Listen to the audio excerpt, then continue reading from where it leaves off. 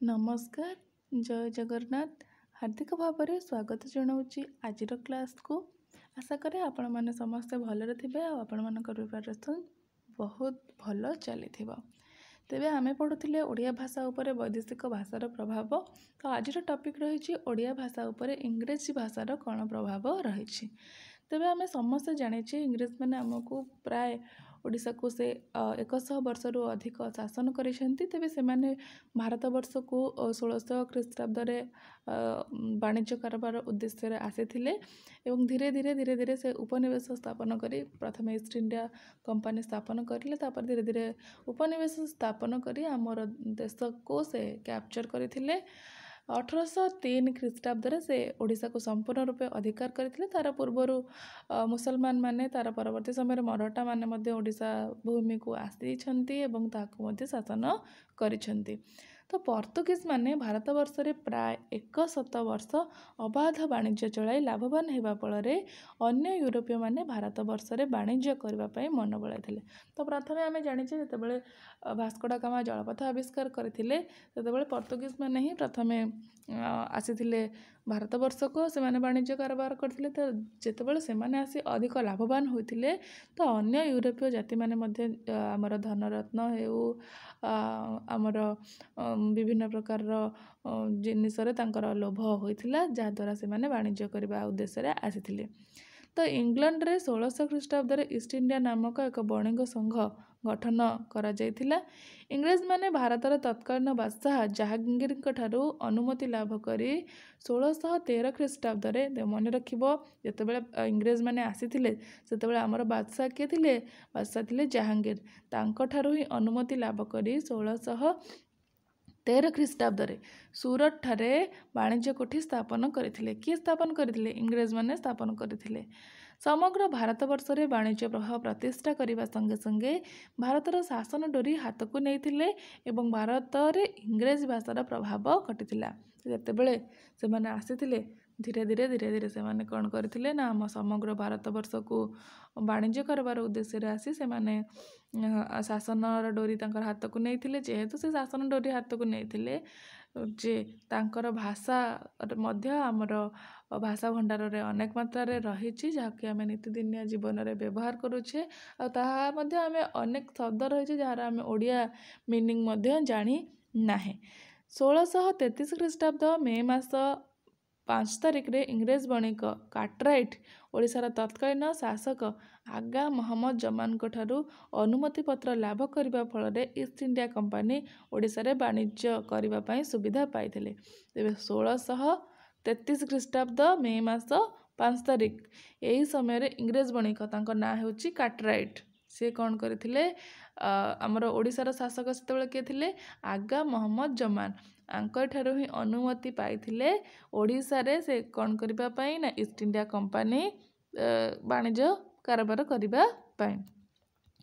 1803 मसीहा डिसेम्बर मास 17 तारिख रे देवग्राम संधि अनुसार इंग्रेज माने नागपुर भोसला ठारू ओडिशा को निज अधीन को आनिथिले। तेबे देख 1803 मसीहा डिसेम्बर 17 तारिख रे ही देवग्राम संधि अनुसार इंग्रेज माने कौन करथिले ना नागपुर भोसला ठारू ओडिशा को निज अधीन को आनिथिले।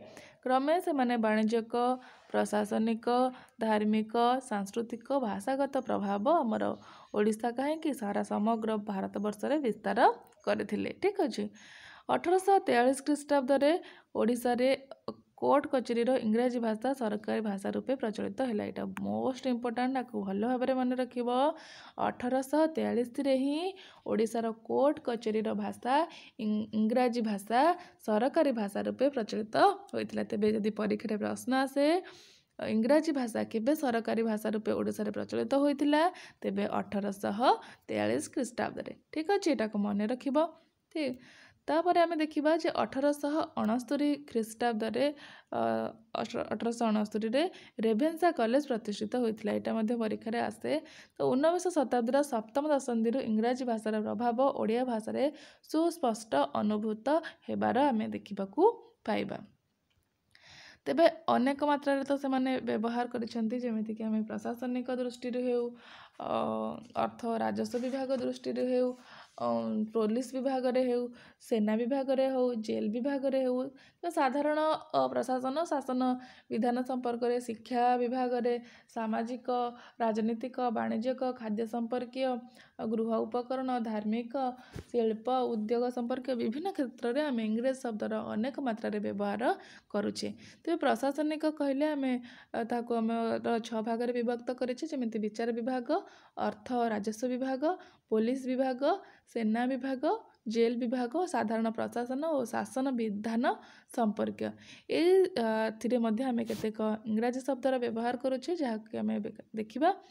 ତ ପ୍ରଥମେ ରହିଛି ଆମର ବିଚାର ବିଭାଗ। ବିଚାର ବିଭାଗରେ ଆମେ order, appeal, act, advocate, will, court, case, charge, chief, ଜଜ୍, justice, petition, bail, barrister, regulation, ଲୟାଲ, legal, warrant, stay, civil, high court, supreme court ଇତ୍ୟାଦି ଶବ୍ଦ ବ୍ୟବହାର କରୁଛେ। ଏହା ଥିଲା କ'ଣ ବିଚାର ବିଭାଗରେ। ତାପରେ ଆମେ ଦେଖିବା ଅର୍ଥ ଓ ରାଜସ୍ୱ ବିଭାଗ। ଅର୍ଥ ଓ ରାଜସ୍ୱ ବିଭାଗରେ କେଉଁ କେଉଁ ଇଂରାଜୀ ଶବ୍ଦ ବ୍ୟବହୃତ ହେଉଛି, ଯେମିତି audit, auditor, advance, income, account, arrear, area, commissioner, କିଲା, canal, cash, camp, cheque, chain, tear, gas, ଟିକସ, TA, tour, token, treasury, bank, bonus, lodge, lease, ceiling ଇତ୍ୟାଦି ଶବ୍ଦ ମଧ୍ୟ ବ୍ୟବହୃତ ହେଉଛି, ଯାହାକି ଆମର ଅର୍ଥ ଓ ରାଜସ୍ୱ ବିଭାଗରେ। ପୋଲିସ ବିଭାଗରେ କ'ଣ ବ୍ୟବହୃତ ହେଉଛି ଦେଖିବା।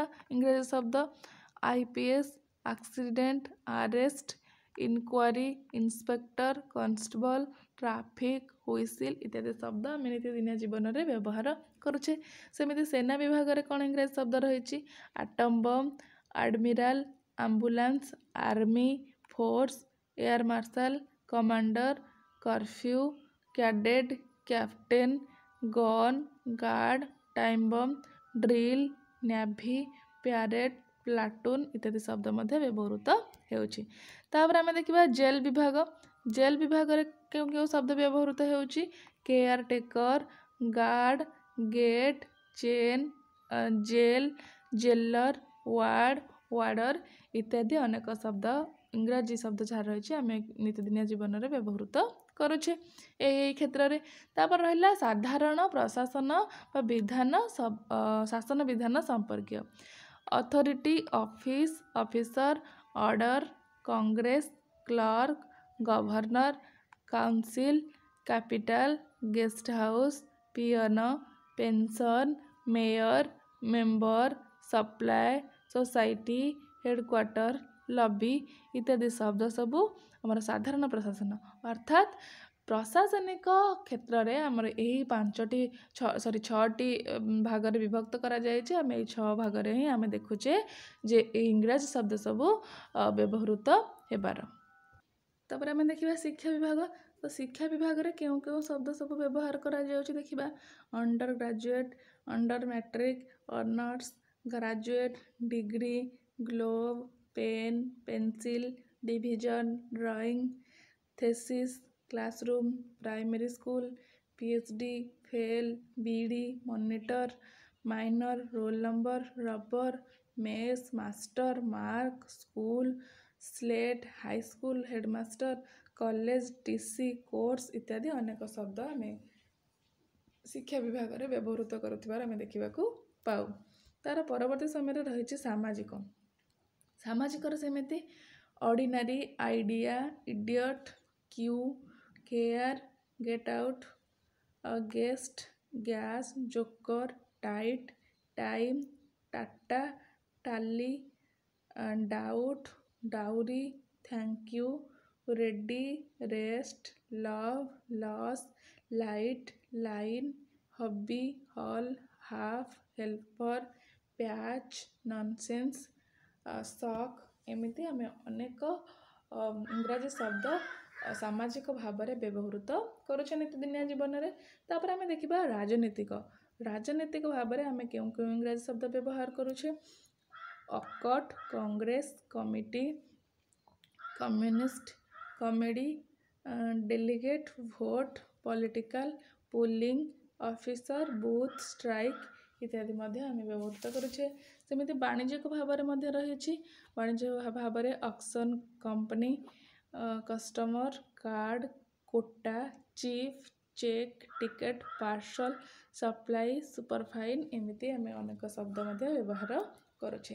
तापर रहिला हमर खाद्य संपर्क इंग्रेजी शब्द सब कौन रही ना ice cream omelette cutlet coffee cake cream juice jelly tiffin meal lunch ये सब आम इंग्रेजी शब्द जहाँकि आम खाद्य संपर्क व्यवहृत करुचे।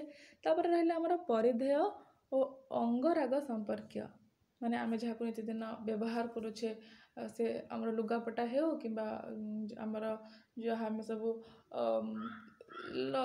व्यवहार करुचे जमी आम क्रीम हो सेमती oil underwear coat cap jean jacket boot frock pant इत्यादि सब आम व्यवहार करुचे।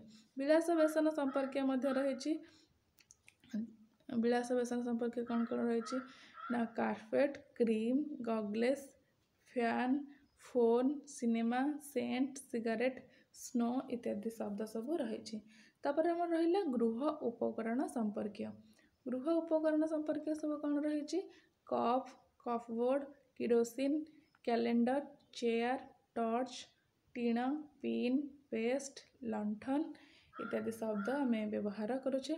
धार्मिक भाव में सेमती टॉर्च पोप बाइबल मिशनरी मेरी जीसु क्रिस्टियन कैथलिक इत्यादि आम इंग्रेजी शब्द व्यवहार करुचे। सेमती शिल्प उद्योग संपर्क रही operator engine engineer wire current power camera pump pipe tube plug photo fitter fuse इत्यादि इंग्राजी शब्द शिल्प उद्योग संपर्क व्यवहृत होउछि। तो विभिन्न विज्ञान संपर्क रही विभिन्न विज्ञान संपर्क कौन सब भाषा रही oxygen atom alcohol aluminium acid caustic soda carbon bladder petrol chlorine gas phosphorus hydrogen इत्यादि इंग्रेजी शब्द सब रही। तार परवर्ती समय स्वास्थ्य संपर्क रही स्वास्थ्य संपर्क कौन रही ना operation ulcer iodine door injection typhoid cancer cholera TB diet doctor blood nurse thermometer quinine polio इत्यादि स्वास्थ्य संपर्क इंग्रेजी शब्द आम व्यवहार करुचे। तार परवर्ती समय रही परिवहन संपर्कीय aeroplane conductor cleaner gear jeep jet train tyre trolley traffic lorry station cycle motor van brake इत्यादि शब्द सब परिवहन संपर्क व्यवहृत होउछि। तापर है डाक विभाग सेमिति ticket telegraph telegram passbook parcel post office money order book post इत्यादि इंग्रेजी शब्द आम डाक विभाग रे व्यवहृत करुचे। सेमिति सांस्कृतिक भाव में रही audience opera actor acting comedy dance drama cinema theatre novel park इत्यादि शब्द सब रही जहाँकि सांस्कृतिक भाव में व्यवहृत करुचे। यह व्यतीत ओडिया अभिलेख पत्र पत्रिका और साहित्य ग्रंथ अनेक इंग्राजी शब्द आम देखा पाइबा। तो से इंग्राजी शब्द एत मात्रा आम माने ओडिया शब्द भंडार मिसिक रही नीतिदिन आम सका जहाँ भी हेले पदे अधे इंग्राजी न कहले आम से दिन भलसे जाऊ ना जहाँ भी हो आम कि ना कि इंग्राजी शब्दर व्यवहार करुचे।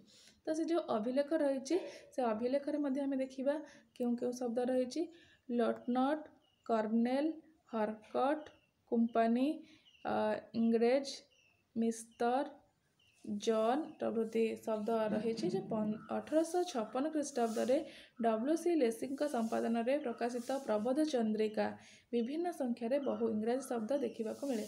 आम जो पत्रिका रही जमीक आमर ज्ञान ऋण रही आमर नीतिदिन आम आजिकल पढ़ुचे जमी समाज हो संवाद हो धरित्री हो प्रजातंत्र हो आमे तो विभिन्न प्रकार संवाद पढ़ुचे। तो सेतेबेले आमर 1856 ख्रीष्टाब्दे जड़े इंग्रज WC लेसी तांकर संपादन रे प्रबोध चंद्रिका नामक एक पत्रिका प्रकाश पाइथिला। सेथिरे आमे बहु इंग्रजी शब्द देखिबाकू पाइबा। 1866 ख्रीष्टाब्दे गौरीशंकर रायक संपादन रे उत्कल दीपिका, ए उत्कल दीपिकार मध्य पर्याप्त परिमाण रे इंग्रजी शब्द व्यवहार होइछि। तार परवर्ती समय 1856 ख्रीष्टाब्दरू 1900 मध्य बहु ओडिया पत्र पत्रिका किछि बाहरिबा अनेक संपादन रे से संपादित होइछि। सेथिरे मध्य अनेक इंग्रजी शब्द आमे देखिबाकू पाइबा। फकीर मोहन, राधानाथ राय, नंदकिशोर बल प्रभृति ठारू आरंभ करी आज पर्यंत देखा जाइथिबा बहु कवि हुअन्तु, गाल्पिक हुअन्तु, औपन्यासिक हुअन्तु, नाट्यकार हुअन्तु, प्राबंधिक हुअन्तु, से माने निज निज रचना रे इंग्रजी शब्दर स्वच्छंद व्यवहार करिसंती। तेबे जे आमे देखिबा जे साहित्य क्षेत्र रे आमे अभिलेख रे देखिले किबळी भाबरे व्यवहृत होइछि। तो अभिलेख रे हमर हाथीगुम्फा अभिलेख हेउ किंबा उज्जम शिलालेख हेउ, तो से अभिलेख शिलालेख मध्य रे हमर व्यवहृत अनेक शब्द देखिबाकू मिले। ता सहित जे साहित्यिक माने तांकर जो सबु साहित्य रचना रहिछि सेथिरे मध्य से इंग्रजी शब्दर व्यवहार करिसंती एवं पत्र पत्रिका रे मध्य बहुल भाबरे इंग्रजी शब्दर व्यवहृत होइछि। ଏହା ବ୍ୟତୀତ इंग्रजी शब्द जे आमर माने आमको नित्यदिन भाबरे आमे सकाळु उठिले गुड मॉर्निंग, रात्रि सोया पर्यंत गुड नाइट जहाँकि गोटे इंग्रजी शब्द आमे कहि चलीछे। तो इंग्रजी भाषा ओडिया व्याकरण को मध्य अनेक मात्रा रे प्रभावित करिछि। आमे मध्य देखिथिले जेतेबेले आमर शब्द पढुथिले किभଳି भाबरे इंग्रजी शब्द अनेक इंग्रजी शब्द किभଳି भाबरे आमर शब्द भंडार रे रहि जाइछि।